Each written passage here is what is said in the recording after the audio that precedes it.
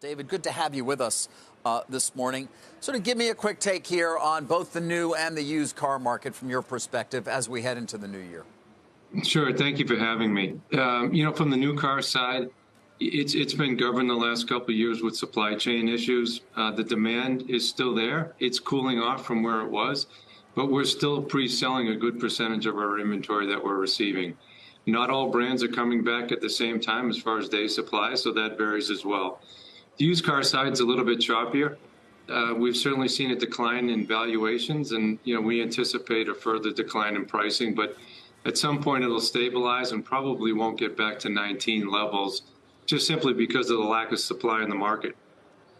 Yeah, on the new car market, as the supply chain finally catches up with demand, I mean, what are your expectations for next year? Stable, or are we going to see perhaps a bit of a slip? Yeah, I don't think they're all created equal, but I think there'll be a little bit of growth in the SAR year over year.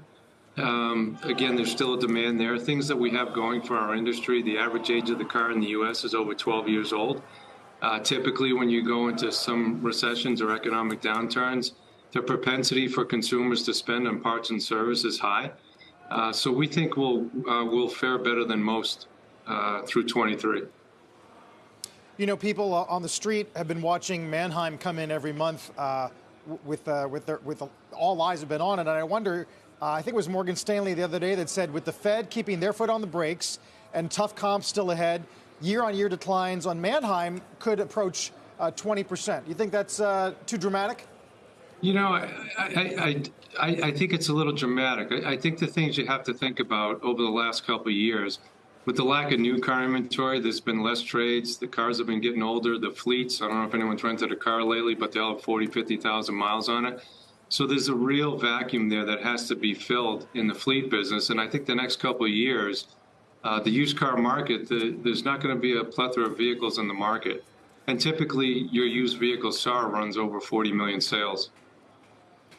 Do you think trade-in valuations impact demand for new cars? So the trade-in valuations have certainly been moving around, and they move around by market, and it depends whether it's a four-wheel drive truck or a luxury sedan. We anticipate it being choppy for the next few months, and then we think certainly by the spring it'll stabilize.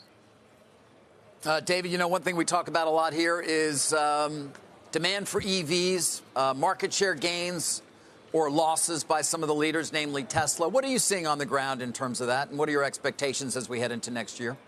Sure. A lot of the EVs that we've seen come to market for the most part have been in the luxury lines, and the demand has certainly been there. Certainly we have concerns over the next 18 to 24 months because there's an awful lot, up to 90 models with EVs that are going to be coming to market. And we certainly have concerns in the markets where we do business as it relates to infrastructure and as it relates to charging. Yeah, that's a key issue. When you say that, do you mean simply there's just not enough chargers out there to really be able to sustain an increased fleet? There really isn't. I mean, the luxury consumers usually have homes, they have multiple cars. They're not relying on it as a daily driver. When you get into some of these larger areas where people are renting, there just isn't enough charges out there right now to keep up with the market.